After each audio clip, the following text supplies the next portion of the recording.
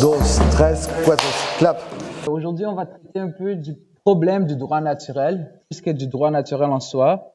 Peut-être maintenant, c'est un peu obscur, mais au fur et à mesure, je pense que ça va s'éclaircir un peu. En fait, pour commencer, j'aimerais partir d'une petite histoire que je vais abandonner, en fait, et peut-être reprendre par la suite. C'est dans l'éducation de Cyrus, de Xénophon, voilà, où on retrouve l'histoire suivante. Le jeune Cyrus allait, comme tous les autres garçons perses, à l'école de justice. Un jour, on lui donna à trancher le cas suivant. Un grand garçon a un petit manteau et un petit garçon un grand manteau. Le grand garçon a pris le grand manteau du petit garçon et a donné au petit garçon son petit manteau. Cyrus décida que c'était bien ainsi. Il fut réfuté par l'argument qui est encore généralement utilisé pour réfuter la jurisprudence du bien-être. Cyrus reçut une fessée et son maître lui dit qu'on ne lui avait pas demandé de décider ce qui convenait le mieux, mais ce qui était juste, c'est-à-dire, dans ce cas particulier, qui était le propriétaire légitime du grand manteau. Voilà pour la petite histoire de Xénophon. Pour cette petite question du droit naturel, la manière que j'ai choisi de l'aborder, c'est à partir du thème qui nous a été proposé, du renouveau en fait. D'une certaine manière, c'est un thème qui me semble un peu flou, nébuleux. Et pour être un peu aussi dans la continuité, cette semaine, nous avons eu un cercle talmudique où est-ce que nous étions amenés à faire des sortes de disputes d'interprétation. Et il me semble que, par exemple, ce thème du renouveau, dans la manière qu'on peut le saisir ou pas, par ailleurs, il y a des sortes de fissures qui ne sont pas bouchées. Au contraire, j'ai l'impression qu'elles se présentent comme profondes, déchirées, et qu'une certaine lumière puisse y loger lorsque nous l'interrogeons. Et on l'a très bien vu cette semaine, cette fin de semaine surtout, avec les différentes présentations sur différentes origines, comme quelqu'un l'a remarqué. La fissure, précisément, dans laquelle j'ai estimé opportun de nous plonger aujourd'hui, c'est celle de la question du droit naturel. Qu'est-ce qu'un droit naturel?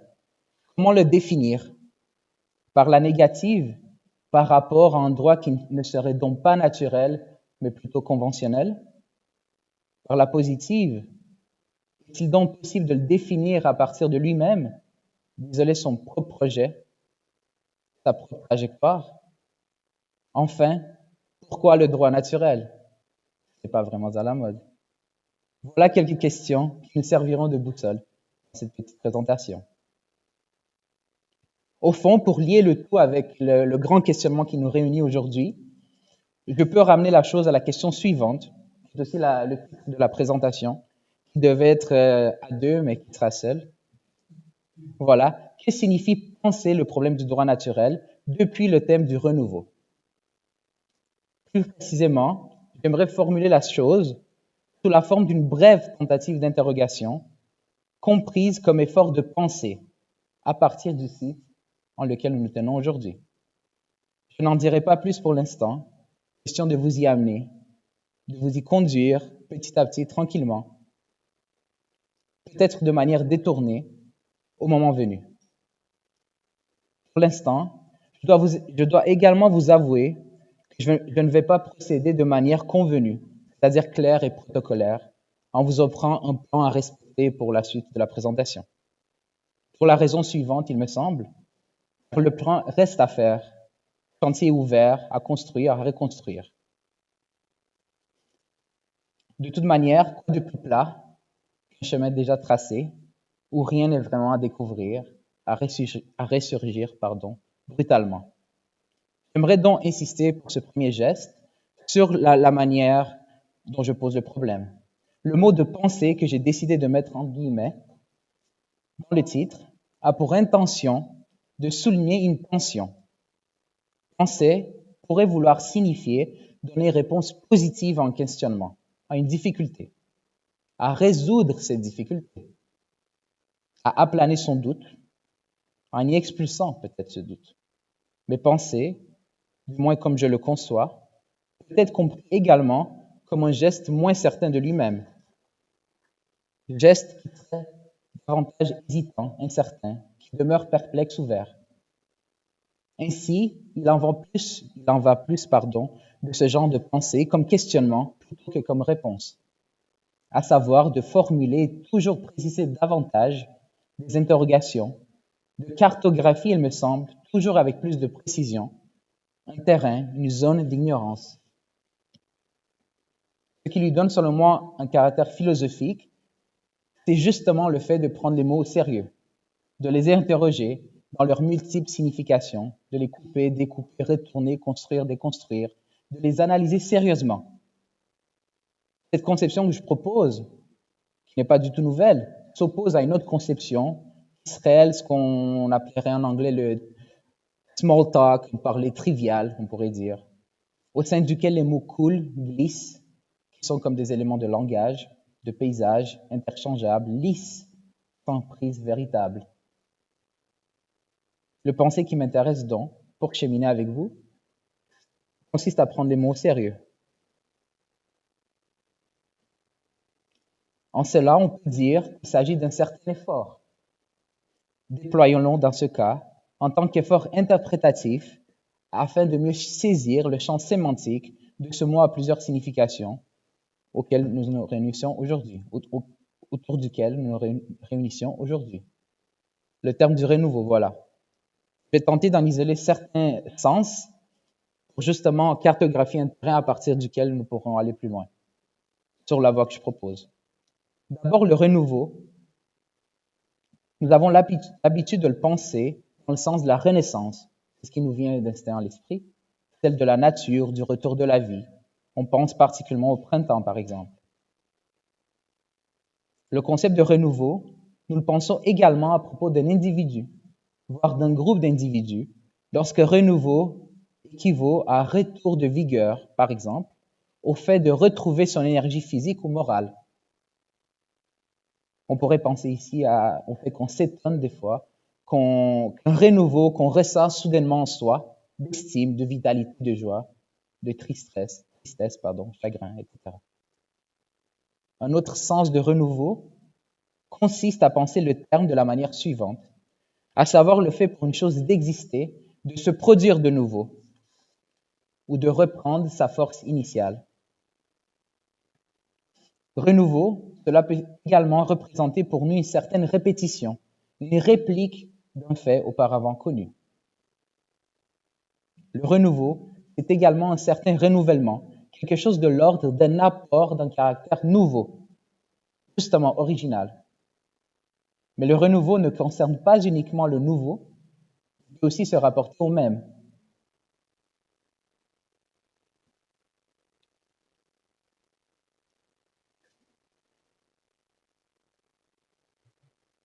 À ce stade, j'aimerais insister sur deux autres sentiers qui me semblent très pertinents pour justement penser ce terme du renouveau. Ces sentiers, on pourrait les qualifier d'une part de politique et de théorique. Ils sont différents, complémentaires, on pourrait dire. Ils semblent également être suggérés dans le petit texte qui accompagne l'invitation de la séance de l'université qui nous réunit. Je cite, « À l'heure des catastrophes présentes et à venir, quelles actions et manières de voir nous permettront de renaître et de vivre en harmonie entre nous et avec la nature. » Oui. Ah, pardon. Merci. Ici, on note que l'acte de renouveau tel qu'il nous est suggéré n'est pas sans direction, une espèce de renouvellement aveugle, mais il est mis en rapport avec le concept d'harmonie. Renaître, oui, mais pas n'importe comment. Renaître en harmonie entre soi au pluriel, avec nos milieux de vie également au pluriel aussi. Mais cette harmonie, en même temps d'être praxis, action, nous devons également la penser dans l'ordre des concepts, des idées, des mots. Le poétique créateur, dans ces conditions, j'estime qu'il peut rendre compte d'une manière de signifier ce renouveau, précisément en nous insufflant un certain vent de fraîcheur, d'harmonie du printemps, au niveau même des mots.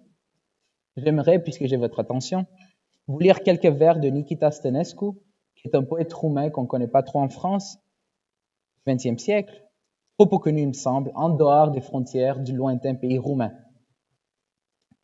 Je commence avec le nœud 33. Dans la paix du soir, j'ai imaginé une manière si douce pour deux mots de se rencontrer. Que les fleurs vers le bas fleurissaient et l'herbe vers le haut verdissait. J'ai imaginé une manière si douce pour deux mots de s'affronter, que l'herbe verte semblait fleurir et les fleurs herbir. D'ailleurs, il y a les textes qui circulent dans la salle. Deux autres poèmes, il me semble, de la même plume, prolongent cet élan, mais de manière géométrique. D'abord, la leçon sur le cube, Nikita. On prend un bloc en pierre, on le taille avec un ciseau de sang, on l'astique à l'œil de mer, on le polit au rayon, jusqu'à ce qu'il en sorte un cube parfait. Puis, on embrasse plusieurs fois le cube, à ta bouche, à d'autres, à la bouche de l'infante avant tout. Puis, on prend un marteau et d'un coup, on brise un coin du cube. Tous diront, et tous sans exception, quel cube parfait il aurait fait en ce coin brisé.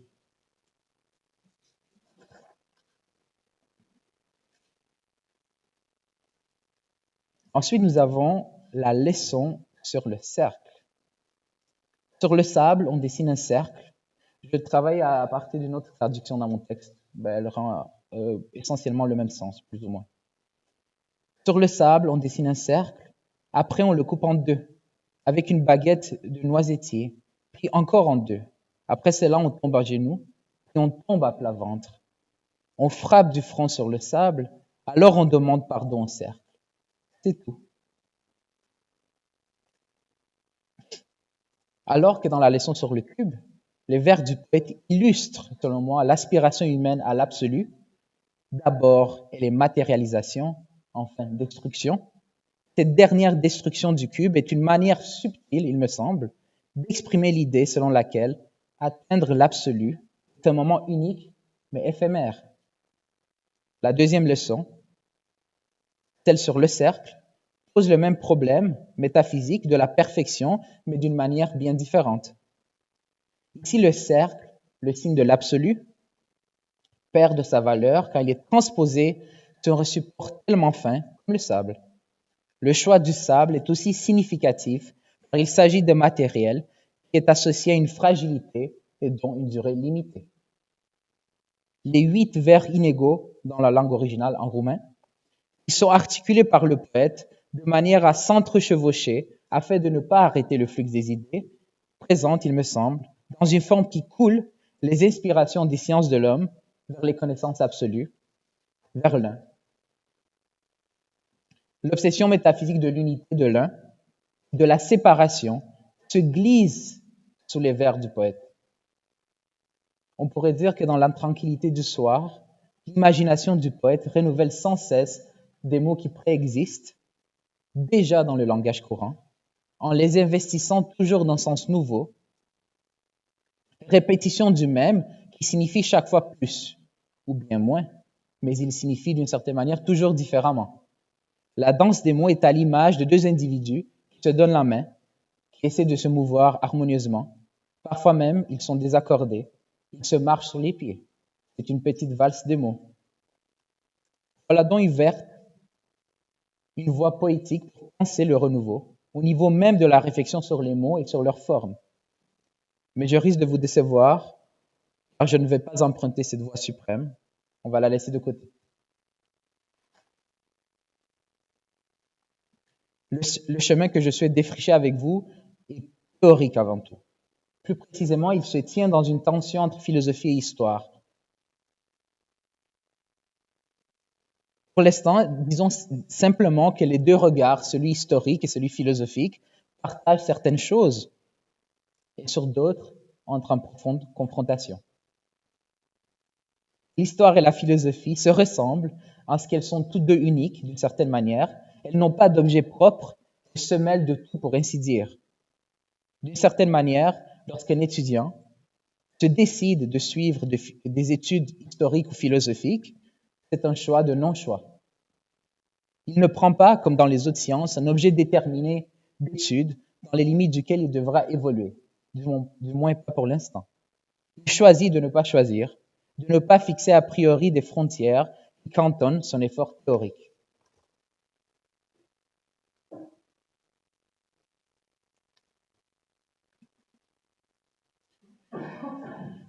Pour ce qui concerne l'enquête philosophique, j'aimerais aujourd'hui la lier en votre compagnie à l'idée de droit naturel, qui concerne d'une certaine manière ces idées principes qui sont plus élevées que les conventions historiquement données. Au fond, ceux qui s'en prennent à la possibilité d'une part de l'enquête philosophique, qui vise les essences stables, et d'autre part à l'existence même d'un droit naturel, tout cela au nom de l'histoire, avance dans la plupart des cas la critique suivante. La philosophie, estime-t-il, prétend remonter des opinions variables aux connaissances et principes premiers, aux idées stables, immuables. Le droit naturel, lui, se présente comme accessible à la raison humaine, universellement reconnaissable, reconnu. Or, l'histoire estime démontrer qu'il n'en est rien, car au lieu d'une prétendue uniformité, la méthode historique, surtout celle explicative et comparative des études ethnologiques, ayant pour objet l'ensemble des caractères des groupes humains, particulièrement des populations dites primitives, qui tentent donc d'aboutir à la formation, la structure et de l'évolution des sociétés, histoire et ethnologie donc, nous montrent que nous ne rencontrons pas du stable, de l'immuable et de l'uniforme, mais une très grande diversité, pour ne pas dire une infinité de notions, de conceptions, de valeurs, de manières de comprendre la justice, une diversité de lois, toutes données par des conventions locales, situées historiquement dans un contexte bien précis. Pour le dire autrement, avec plus de précision, l'enquête philosophique n'aboutissant pas, elle serait donc d'une certaine manière impossible et sans véritable valabilité. Le droit naturel, lui, n'existerait tout simplement pas. Tout cela du moment qu'il semblerait qu'il n'existe pas des idées supérieures stables, accessibles à la raison humaine et universellement reconnaissables. Et bien sûr, pas de principe immuable de justice. L'histoire, au fond, nous montre que tous sont variables, jamais universels, toujours changeants, relatifs. La philosophie du droit naturel répond à cette critique. Pour elle, la critique historique, au fond, en affirmant que nous découvrons aujourd'hui une multiplicité de conceptions de la justice, d'idées de bien, de mal, cette découverte de l'histoire n'affirme rien de nouveau, et surtout, rien qui, au fond, viendrait affecter l'essence ou l'aspect essentiel du problème que pose le droit naturel. Je m'explique. Au contraire, répond la philosophie, la variété même des conceptions du bien et du mal n'est pas incompatible avec l'idée d'un droit naturel. Elle est la condition même, essentielle, on pourrait dire, pour l'apparition du projet philosophique à ses origines, de la formulation du projet et du problème fondamental du droit naturel. L'intelligence de ce fait, je viens de vous exposer, de la multiplicité des idées et des conceptions de droit ne détruit, absolument pas la philosophie des idées premières, le droit naturel.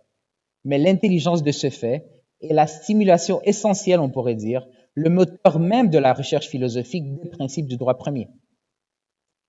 Pour que la critique soit recevable et réellement percutante, il faudrait que la critique qui oppose l'histoire au droit naturel repose non pas sur une preuve historique, elle-même relative, ne vient affecter en rien l'aspect essentiel du problème juste naturaliste, mais pour que la critique historique ait quelque poids, il me semble, elle doit fournir une critique philosophique des possibilités même d'existence et de connaissance surtout du droit naturel.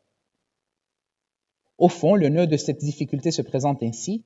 Le problème du droit naturel, on le verra, n'est pas un problème historique, mais un problème philosophique sérieux. Le problème philosophique de la philosophie politique, pardon. Et d'une certaine manière, il n'est point résolu, mais simplement évité.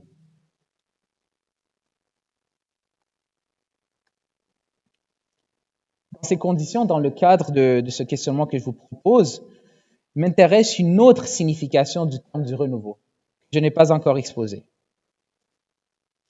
C'est le renouveau compris comme remise en usage, en honneur de ce qui a disparu, de ce qui est tombé, on pourrait dire, dans l'oubli.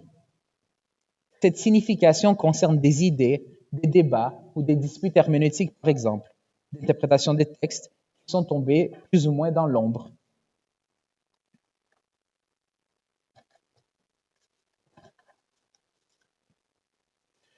D'une certaine manière, je rattache cette manière particulière de penser le thème du renouveau avec l'attention que nous avons été invités à réfléchir dans cette séance de l'université, dans les tout derniers mots du texte d'invitation, à savoir entre ce qui passe, ce qui reste, ce qui est perpétuellement mis en mouvement par les vagues du temps, et ce qui pourtant demeure là, stable, presque inébranlable.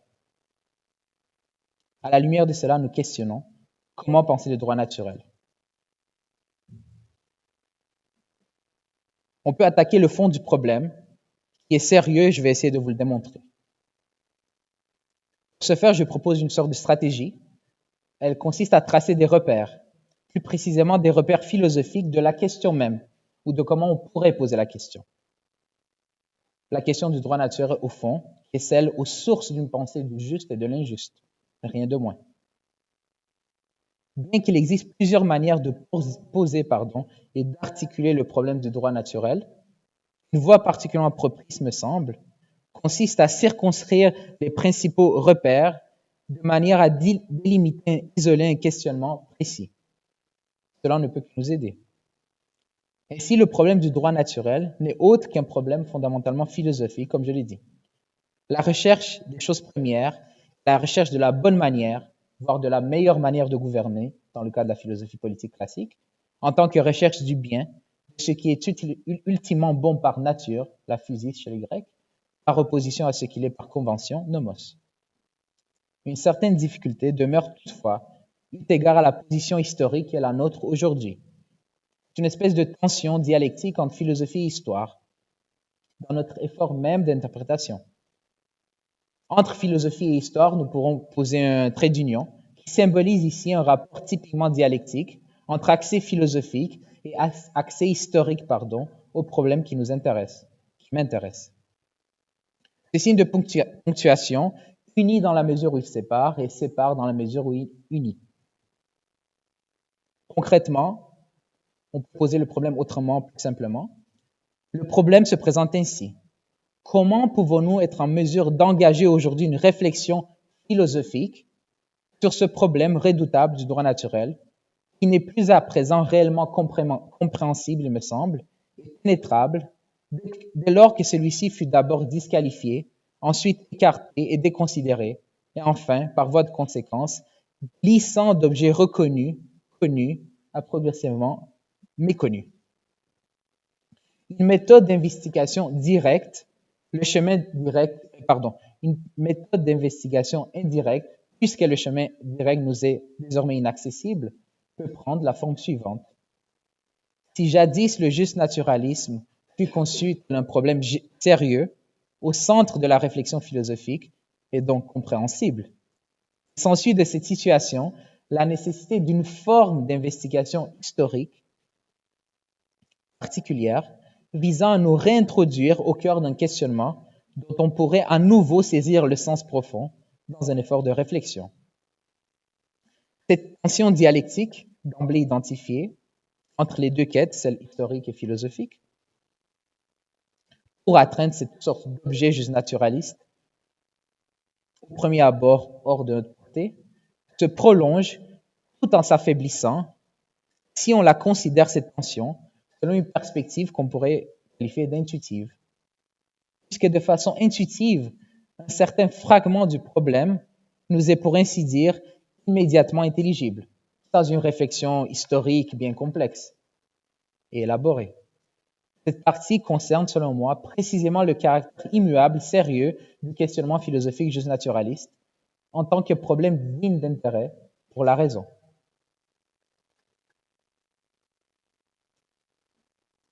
Passons les premiers repères qui émergent et s'étalent, logiquement d'une certaine manière, en vertu même de la définition la plus élémentaire de ce dont on parle, la question du droit naturel. Là, on a une espèce de tentative de définition à partir de laquelle on pourrait réfléchir. Positivement, on pourrait dire que le droit naturel se présente comme le droit qui est indépendant de l'arbitraire humain. Par la voie négative, le droit naturel s'oppose à une conception juridique positiviste selon laquelle tout droit relève de l'arbitraire humain, c'est-à-dire qui a sa source ultime dans l'activité humaine. Le droit naturel n'est donc pas le droit positif. En posant ces premiers repères, ont pour but de discriminer juste naturalisme et juste positivisme, nous sommes en mesure de tirer le constat logique suivant si on suit à terme et on exagère le raisonnement sur lequel repose le droit positif. Si tout droit est donné positivement par convention, alors il n'est pas possible de parler de loi injuste. Injuste par rapport à quoi? Certainement pas par rapport à un talent donné par nature. Le défenseur le plus implacable du positivisme juridique est finalement contraint d'admettre que tandis qu'aucune loi positive de nos sociétés ne peut être fausse, elle peut néanmoins être erronée.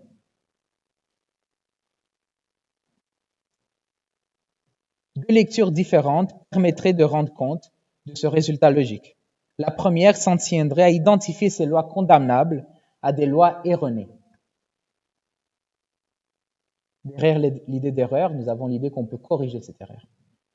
La deuxième grille de lecture, quant à elle, irait plus loin d'une certaine manière. Pour le philosophe qui se dit juste naturaliste, qui en vertu de ses efforts théoriques et spéculatifs vise l'essence des choses premières,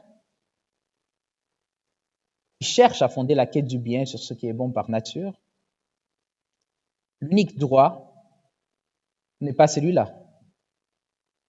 Pour ce dernier, ces lois dites erronées ne peuvent être que de l'ordre du non-droit, plus que de l'injuste. On peut télescoper davantage notre réflexion pour essayer de poser d'autres jalons.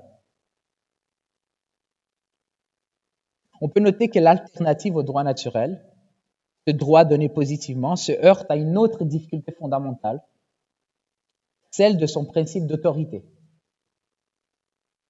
Comment le droit positif justifie-t-il son caractère obligatoire? Dépend-il d'un appel à un référent extérieur ou se justifie-t-il de lui-même? La réponse pourrait être la suivante. Le positivisme juridique ne peut garantir son propre caractère obligatoire. Il ne peut pas répondre à la question de savoir pourquoi nous devrons lui obéir, indépendamment du policier au coin de la rue. Nous pouvons ici distinguer deux composantes premières servant de pierre angulaire au principe d'autorité dans le positivisme juridique.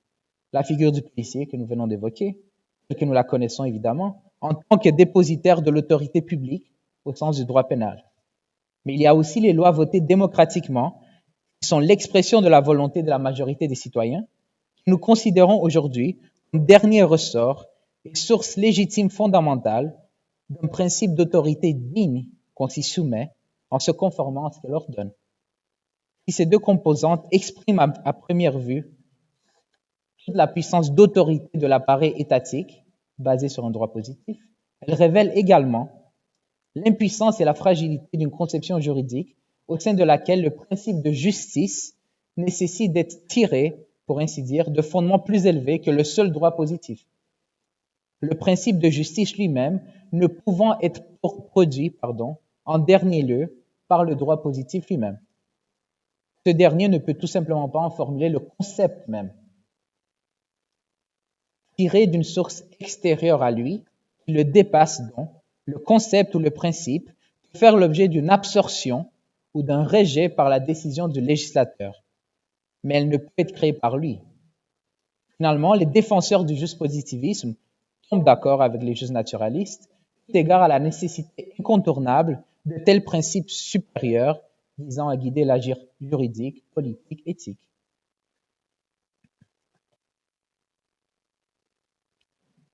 On pourrait poser la question, que représentent ces principes directeurs et métaprincipes, si ce n'est le droit naturel? Or, l'horizon contemporain, qui va de cette disqualification que j'ai identifiée à la méconnaissance de la chose, puisqu'elle n'est plus importante, semble ouvrir la voie à une autre vision. Elle propose une réponse à cette difficulté. Il ne faut pas y voir des principes d'un droit naturel, mais plutôt des idéaux de la société. Réponse est suffisante, on pourrait dire. Pourquoi? Car ces mêmes idéaux particuliers, à valeur relative, que l'on donne comme but ou norme pour nous penser et agir politique, sont ce qu'ils sont, des idéaux se rapportant à une société particulière. À ce titre, nous sommes à juste titre amenés à les interroger, ces idéaux, à nous demander s'ils sont toujours justes ou injustes, et de ce fait de les juger par rapport à un point de référence externe, un certain principe plus élevé, qui fonde sa dignité de point de référence valable dans son état même de non-dépendance vis-à-vis des opinions particulières d'une société. Il existe une autre réponse idéaliste qui me semble également insuffisante. Elle se déploie comme critique de la critique ne visant qu'à effectuer un certain renvoi de ces idéaux vers des idéaux encore plus fondamentaux, encore plus primaires, en quelque sorte premiers et davantage purs. Mais en faisant cela, on ne fait que remonter sur une échelle qui sans cesse nous glisse sous les paumes de la main. Afin de déverrouiller ces difficultés, il me semble, nous sommes contraints, pour ne pas faire du surplace, d'ouvrir une autre voie. Et cette voie, je pourrais la proposer sous la forme d'une précision, en distinguant ici entre caractère facultatif et obligatoire. Ces idéaux que je viens d'évoquer se rapportent ainsi à des objectifs que l'on conçoit sous la forme de tendance à s'orienter vers ou désir de, par exemple. C'est-à-dire qu'on le se donne comme objet de foi, que l'on peut ou non viser, comme on veut. Il ne s'agit pas ici d'un devoir imposé par ce sentiment intérieur qui juge ce qui est bon et ce qui est mal, une sorte de conscience morale, mais d'une aspiration facultative. C'est pourquoi, il est très important de noter cela, nous ne comprenons pas par idéaux des objets de devoir manifestes qui nous obligent à notre conscience. Ce caractère obligatoire qui est brouillé par le terme d'idéaux semble être manifesté par la question que pose le droit naturel. Ces distinctions entre caractère facultatif et obligatoire, entre objet d'aspiration et de devoir moral, se transposent également dans le domaine, et surtout le passage du domaine de la foi, celui du savoir. Je cite ici un ouvrage de Léo Strauss qui peut-être circule dans la salle, Droit naturel et histoire, écrit en 1953. En outre, les idéaux sont fréquemment compris comme des objets de foi, mais la foi n'est pas le savoir. Les nazis ont autant foi dans leurs idéaux que les démocrates dans les leurs. Il y a une variété infinie de foi qui sont mutuellement exclusives. Nous ne pouvons nous empêcher de nous demander quelle foi est la foi juste, si tant est qu'il en ait une. Nous sommes contraints d'aller au-delà du domaine de la foi, dans le domaine de la discussion raisonnée, afin d'acquérir, si nous le pouvons, le savoir.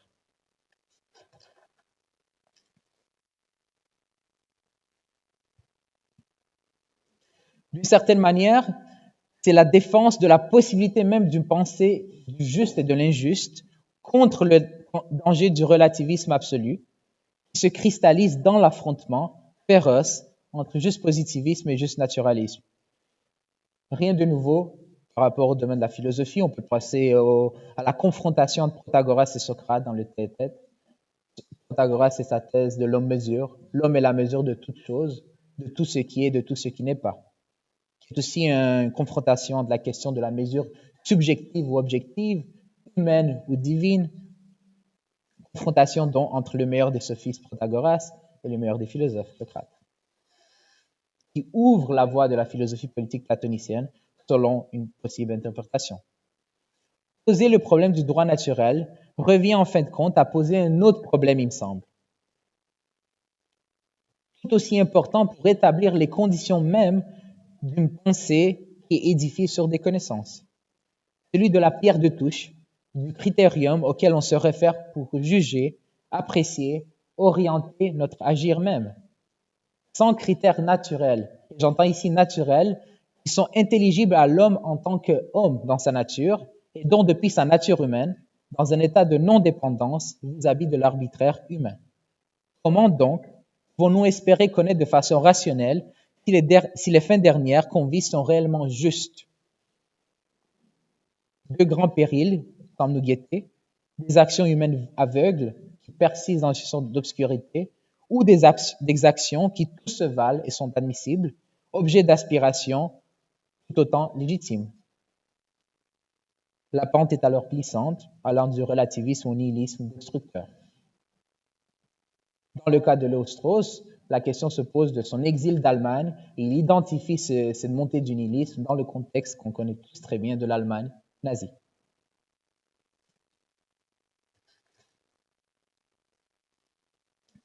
Autant la réponse estimant qu'il faut voir dans les principes non pas quelque chose appartenant au droit naturel, mais plutôt des idéaux de la société est insuffisante, autant la réponse visant à affirmer comme critérium, qu'on pourrait dire, translégaux, l'utilité et l'opportunité ne font, selon moi, qu'esquiver le problème de fond qui nous intéresse.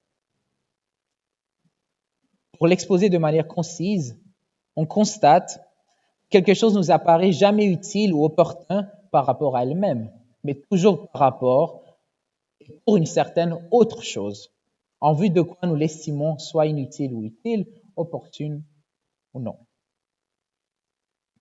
Si donc on a en tête l'utilité, non pas sur le plan individuel, mais sur celui plus vaste de la société dans son ensemble, alors il ne nous échappera pas la pluralité et la diversité n'est pas uniquement au niveau des différentes sociétés entre elles, mais également au sein même d'une société.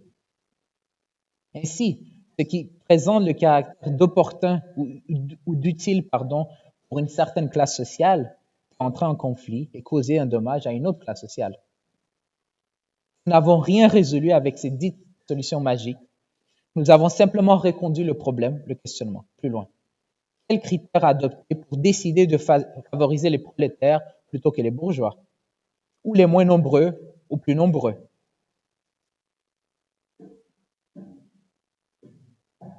Le penser philosophique pourrait ici signifier d'une certaine manière de tenter non pas d'éviter le problème, mais de restituer frontalement ce problème dans tout son sérieux. Ne pas lui donner un contenu, mais de restituer ses propres limites. On pourrait qualifier cela de renouveau de la problématisation du problème du droit naturel, plus qu'un renouveau du droit naturel en soi. Le renouveau, nous pouvons l'identifier en sauver du philosophe même, contre ce qui se présente comme son attaque décisive, mais qui enfin n'en est pas une. Réaffirmer l'exigence fondamentale de la philosophie, celle d'un Socrate et son scepticisme zététique. La raison nous contraint alors à aller au-delà de l'idéal de notre société même. Or, il faut le dire, cela rend les choses encore plus compliquées, mais il en est ainsi. Rien ne nous garantit que nous arriverons à mener à terme, à toucher du doigt ces idéaux suprêmes. En d'autres mots, il se peut fort bien que le but de la philosophie, la connaissance non pas relativiste mais holistique du tout et des idées supérieures, premières, soit impossible à atteindre.